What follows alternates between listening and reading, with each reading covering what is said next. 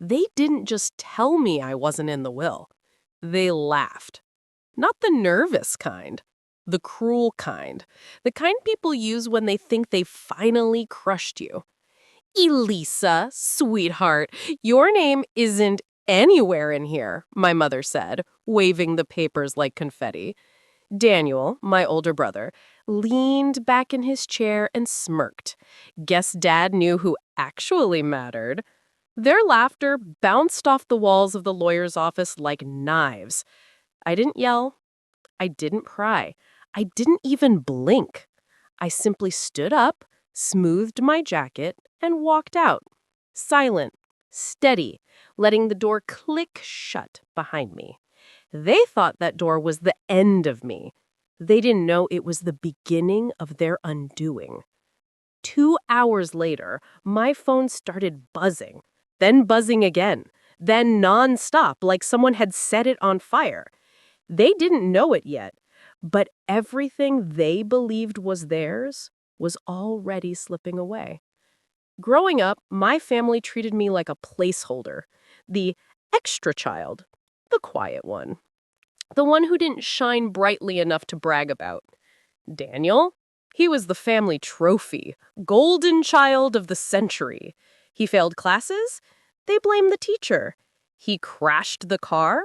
They blamed the weather. He lied, cheated, borrowed money he never paid back. Somehow that was my fault for not dieting him better. Meanwhile, I was the fixer, the one who held the family together with duct tape and late-night tears. Graduation day summed it up perfectly. Daniel got a backyard party with DJs, photographers, and a brand new car. I got a grocery store cake with my name spelled wrong. Elesa became Elsa. My mother didn't even bother fixing it. But my grandmother, my father's mother, she saw me. She used to whisper, "Being overlooked doesn't make you weak. It makes you dangerous when the time comes." I never knew how right she'd be. When my father fell ill, guess who sat with him for hours? Guess who adjusted his pillows, brought him water, held his hand when he cried in pain? Me, Elesa. Daniel visited for 10 minutes at a time, just long enough to post a selfie with Dad for social media. But when relatives came, my parents bragged, "Oh, Daniel has been such an angel through all of this." And I sat there, invisible, holding the cup of ice chips. So, when the will reading came, a part of me hoped, just once, my father had left something that proved he saw me. But the lawyer read item after item, and every word hit me like a punch. The house? Daniel. The business? Daniel. The savings? Daniel. The car? Daniel. The vacation property? Daniel. My name disappeared into thin air. Daniel burst out laughing, a deep, cruel, satisfied laugh. "Guess Dad didn't think you were worth a penny." My mother added, "Oh, come on, Elesa. You know Daniel was always closer to your father." Something broke inside me. Not my heart. That had broken years ago. No, something sharper. Something stronger. I stood up and walked out. Not defeated, not ashamed, just quiet. Quiet like a storm, right before it tears the world apart.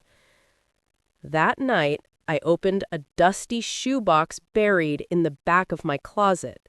Inside were papers my father had given me during his final weeks. Letters, old documents, bank statements, and one thick, sealed envelope with his handwriting, "For Attorney Caldwell, codicil." My entire body froze. A codicil! An amendment to the will! I opened it with shaking hands and nearly collapsed. My father had left me something huge.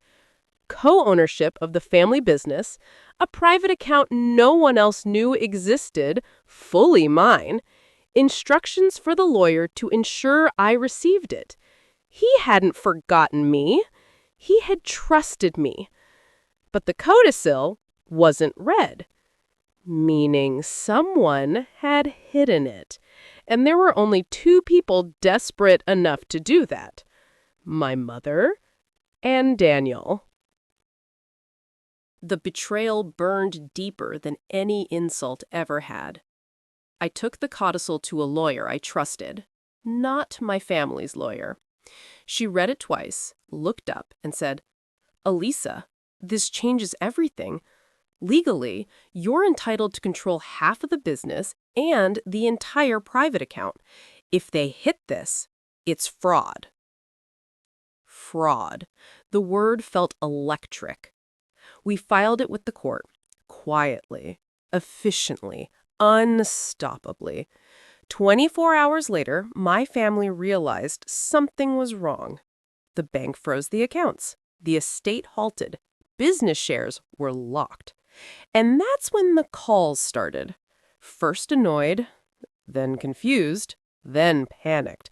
"Elesa, can you call us back? Elesa, something's wrong with the estate paperwork. Elesa, Daniel can't access the business account. Do you know why?" I ignored them all. The silence was intoxicating. By day 3, the calls turned desperate. My mother sobbing, "Please, we can fix this as a family." Daniel yelling, "I swear, if you don't pick up." I still didn't answer. They had laughed in my face. Now they were choking on their own fear. On the 4th night, they showed up outside my apartment door, fists pounding, voices trembling. When I opened the door, Daniel's face was twisted in panic. "Give us the codicil, Elesa. We know you have it. Just hand it over." My mother's mascara was streaked across her cheeks. "You're destroying the family." I stepped aside, picked up the folder from my table, and held up the certified copy. "This," I said calmly, "is the real will. And this time, you don't get to erase me." Daniel lunged forward like he wanted to snatch it from my hands. I closed the door on them, gently, softly, peacefully. A soft click that ended 20 years of being ignored. On the other side of the door, I heard my mother begin sobbing again, and Daniel swearing under his breath. Their empire had fallen, and I hadn't said more than 20 words. The court updated everything. The business shares? Mine. The private account? Transferred to me. Their control? Gone. Their arrogance? Shattered. I bought myself a small house, painted the walls warm colors, planted flowers my grandmother loved. I sit on my porch some nights watching the sunset, feeling free. Elesa, the quiet one, the invisible one, finally stepped out of the shadows. My father's last gift wasn't money, it was justice. And the silence I gave my family, that was my revenge.